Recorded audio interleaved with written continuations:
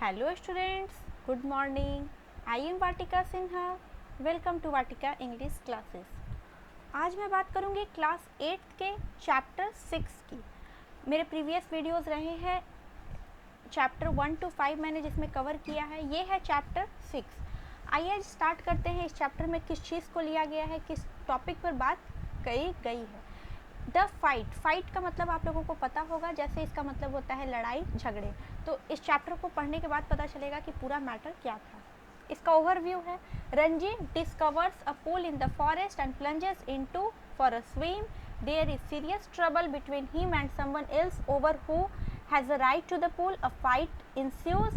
The first round ends in a draw. क्या होता है कि रंजी जो है वो एक फॉरेस्ट में पूल को तलाशता है। पूल का मतलब एक पानी का जगह, जिसे कह सकते हैं कि वहाँ पे पानी था।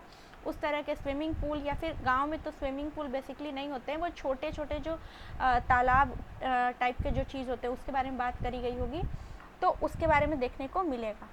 Ranji had been less than a month in Rajpur when he discovered the pool in the forest. It was the height of summer and his school had not yet opened, and having as yet made no friends in this semi-hill station, he wandered about a good deal by himself into the hills and forests that stretched away interminably on all sides of the town. It was hot, very hot all that time of the year, and Ranji walked about in his vest and shorts, his brown feet white with the chalky dust flew up from the ground. The earth was parched, the grass brown, the tree listless, hardly stirring, waiting for a cool wind or a refreshing shower of rain. क्या होता है? रंजी जो होता है basically Rajpur में रहता है। राजपुर कोई जगह का नाम है, वहाँ पर रहता है। उसे वहाँ रहते हुए भी कुछ महीने ही हुए थे। उसने एक पुल को डिस्कवर किया। पुल का मतलब जैसा कि मैंने बताया, जहाँ पे पानी हो, जमा हो, फॉरेस्ट में उसने इस तरह की चीज़ों को देखा। उस समय गर्मी बहुत प्रचंड थी। हाइट ऑफ समर का मतलब होता है ह्यूमिडिटी का बहुत ज़्यादा होना, गर्मी का बहुत ज़्यादा होना। स्कूल अभी तक खुले नहीं थे, एक तरह से समर वैकेशन चल रहा था, उसके कोई दोस्त नहीं थे, तो वहाँ पर वो जाके आनंद से बैठा रहता था, उसको बहुत अच्छा लगता था। बहुत गर्मी थी वहाँ उस समय के महीने में, और रंजी वहाँ पर जाता था। वेस्ट एंड शॉर्ट्स मतलब एकदम समर ड्रेस में अपने जाता था। वहाँ पे जो अर्थ वॉज पास्ट मतलब धरती तप रही थी गर्मी से। जो घास थे वो ब्राउन हो गए थे। बेसिकली ग्रास जो होते हैं वो जो घास या ग्रास जिसे आप कहते हैं वो ग्रीन होते हैं, लेकिन गर्मी की वजह से वो ब्राउन हो गए थे। पेड़ पौधे भी सूख रहे थे और सभी लोग लगता था जैसे बारिश के इंतज़ार में हों। It was on such a day, a hot, tired day, that Ranji found the pool in the forest. The water had a gentle translucency, and you could see the smooth round pebbles at the bottom of the pool. A small stream emerged from a cluster of rocks to feed the pool. During the monsoon, this stream would be gushing torrent, cascading down from the hills, but during the summer, it was barely a trickle. क्या होता है? बहुत ज़्यादा गर्मी पड़ रही थी। रंजी उसे ढूंढता है। इतने अच्छे एटमॉस्फेयर में उसे बहुत अच्छा सुकून वाला जगह मिलता है, जैसे गर्मी में कुछ मिल गया हो उस तरह से। पानी जो था वो ट्रांसलूसेंट टाइप का था। ट्रांसलूसेंट का मतलब अर्ध पारदर्शी, जिसे हम पूरी तरह से ना देख सकते हैं और ना ही ऐसा है कि नहीं देख सकते, मतलब ट्रांसपेरेंट और ऑपेक के बीच में जो होता है वो ट्रांसलूसेंट होता है। तो वाटर उसी टाइप का था। हम लोग आराम से पानी के अंदर जो पत्थर थे उसे देख पा रहे थे, आर पार देख पा रहे थे। वो जगह ऐसी थी कि बरसात के मौसम में वहाँ ऐसा लगता कि झरने बह रहे हो, लेकिन गर्मी में वहाँ बहुत गर्मी थी। The rocks, however, held the water in the pool, and it did not dry up like the pools in the plain. When Ranji saw the pool, he did not hesitate to get into it. He had often gone swimming alone or with friends when he had lived with his parents in a thirsty town in the middle of the Rajputana desert. There he had known only sticky, muddy pools where buffaloes wallowed and women washed clothes. He had never seen a pool like this, so clean and cold and inviting. He leapt into the water. His limbs were supple, free of any fat, and his dark body glistened in patches of sunlight water. क्या होता है कि रंजी जो था वो पानी में कूदने से खुद को रोक नहीं पाता है, उसे झिझक नहीं होती। ऐसा होता है कि पहले जहाँ वो रहता था वहाँ राजपूताना डेजर्ट, वहाँ पर जो पानी थे वो इस तरह के थे कि मड्डी थे, वहाँ पे कीचड़ होते थे, मड्डी पुल्स थे, बुफेलोज वहीं पर नहाते थे। फिर महिलाएं जो थी वहाँ पर कपड़े धोती थी, तो वो पानी बहुत साफ़ नहीं था, गंदा पानी था। और यहाँ पर वो बहुत साफ़ पानी को देख के खुद को रोक नहीं पाता है, उसे पानी बहुत इन्वाइटिंग लगता है। The next day he came again to quench his body in the cool waters of the forest pool. He was there for almost an hour, sliding in and out of the limpid green water on lying stretched out on the smooth yellow rocks in the shade of broad-leaved salt trees. It was while he lay thus that he noticed another boy standing a little distance away, staring at him in a rather hostile manner. The other boy was a little older than Ranji, taller, thick-set, with a broad nose and thick red lips. He had only just noticed Ranji, and when Ranji did not say anything, the only called out, "What are you doing here, mister?" क्या होता है कि जब ये पानी में दूसरे दिन फिर पहुंचता है नहाने के लिए, क्वेंच का मतलब होता है प्यास बुझाना, यहाँ पर इसका सेंस है कि वो नहाने के लिए वहाँ पर जाता है, खुद को रोक नहीं पाता है।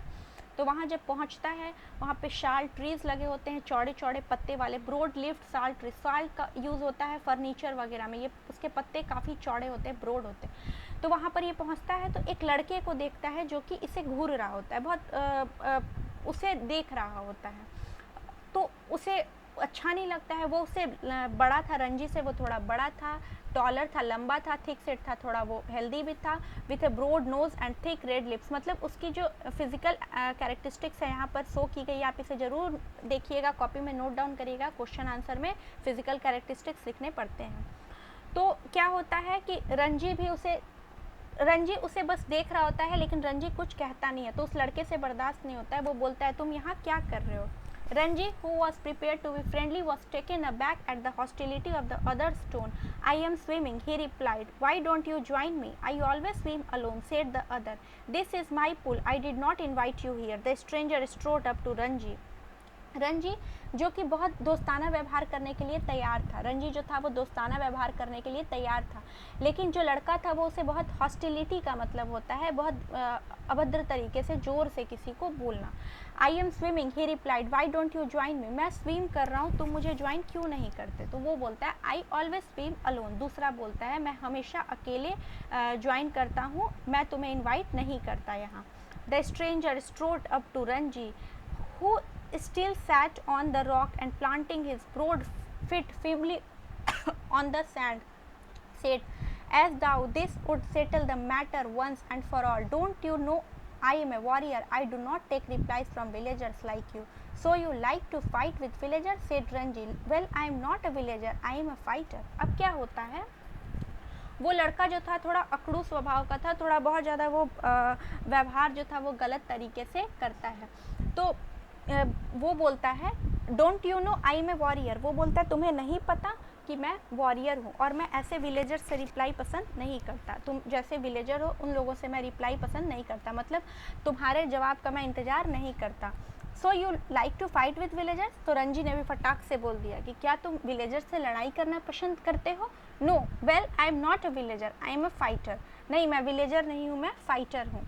"आई am a warrior, I am a fighter," एक बोलता है मैं वॉरियर हूँ, दूसरा बोलता है मैं फाइटर हूँ। They had reached an impasse, one had said he was a warrior, the other had proclaimed him as a fighter.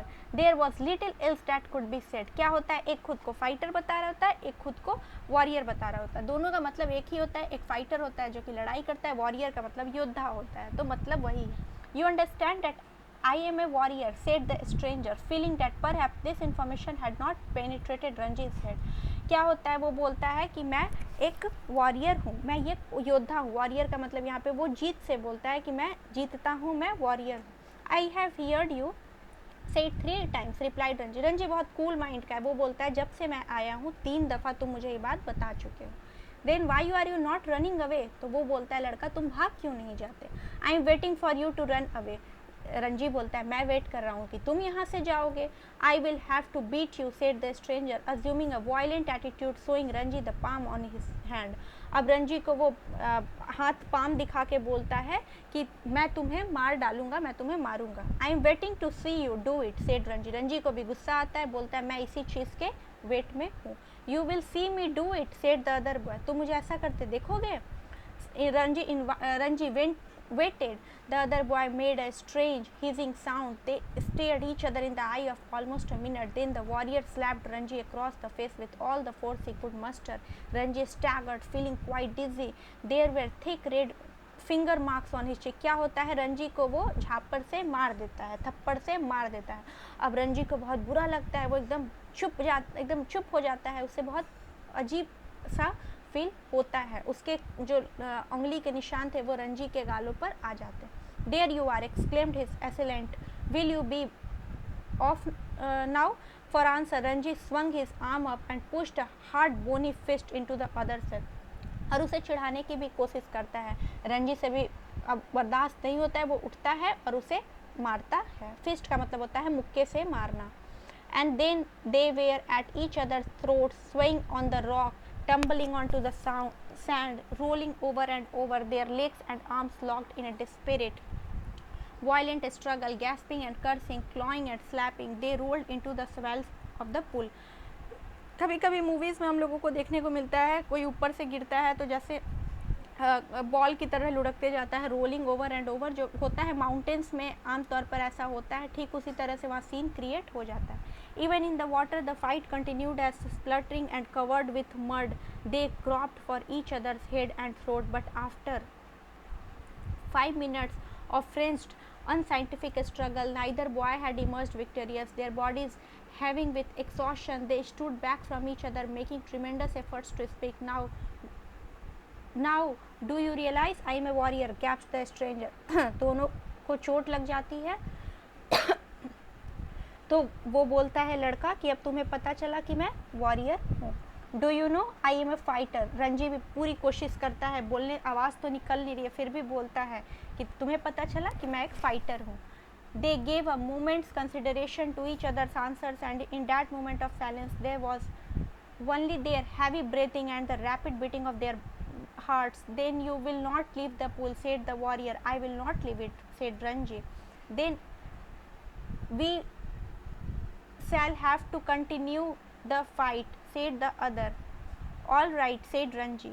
क्या होता है कि वो बोलता है, वो लड़का बोलता है, दोनों के हार्ट बीट बहुत तेज़ हो जाते हैं, दोनों एकदम ज़िंदगी मौत के भी जैसे झूल रहे होते हैं उस तरह से केस हो जाता है, बहुत ड्रामेटिक सिचुएशन हो जाता है। वो बोलता है, वॉरियर बोलता है कि क्या तुम पुल अब भी नहीं छोड़ोगे? ये बोलता है नहीं, मैं नहीं छोड़ूंगा। फिर वो लोग कंटिन्यू करते हैं फाइट को। रंजी बोलता है all right, but neither boy move not took the initiative, लेकिन कोई आगे बढ़ा भी नहीं, किसी ने शुरुआत नहीं की। The warrior had an inspiration, warrior का एक इंस्पिरेशन था। We will continue the fight tomorrow, he said, if you dare to come here again tomorrow we will continue this fight and I will not show you mercy as I have done today. अब जो warrior था, जो कि stranger था, उसका एक principal था लड़ाई करने का भी कि आज ख़त्म हो गया, अब हम लोग कल कंटिन्यू करेंगे, कोई किसी पे दया नहीं करेगा। मर्सी का मतलब होता है कोई किसी पे दया नहीं करेगा। I will come tomorrow, said Ranji, I will be ready for you. हाँ, मैं कल आऊँगा, मैं कल लड़ाई करने के लिए तैयार हूँ। इस चीज़ में ध्यान दीजिएगा, जैसे पहले लड़ाइयाँ होती थी, जैसे आप लोगों ने हिस्ट्री में पढ़ा होगा कि रात को लड़ाई ख़त्म होती थी तो नेक्स्ट डे शुरू होता था सूर्यास्त के बाद, ठीक उसी तरह से यहाँ भी देखने को मिल रहा है। They turn from each other then and going to their respective rocks put on their clothes and left the forest by different routes. फिर से वो लोग वापस जाते हैं अपने अपने जगह पे, अपने अपने डेस्टिनेशन पर जाने के लिए, जहाँ उन लोगों के कपड़े रखे होते हैं वहाँ पर वो लोग जाते हैं और अपने अपने रूट से वापस जाने लगते हैं। ये था पार्ट फर्स्ट। नेक्स्ट वीडियो होगा वो पार्ट सेकंड के लिए होगा। एक में लाना बहुत डिफ़िकल्ट है, वीडियो बहुत कॉम्प्लिकेटेड हो जाएगा। आज का वीडियो मेरा बस यही तक था। आई होप आपको मेरी बात समझ आई होगी, वीडियो पसंद आया होगा। अगर पसंद आया हो और हेल्पफुल रहा हो तो इसे लाइक करें, शेयर करें, सब्सक्राइब करें, बेल आइकन पर क्लिक ज़रूर कर दें ताकि मेरी अपडेटेड वीडियोस टाइमली आप तक पहुंच सके। Thank you so much.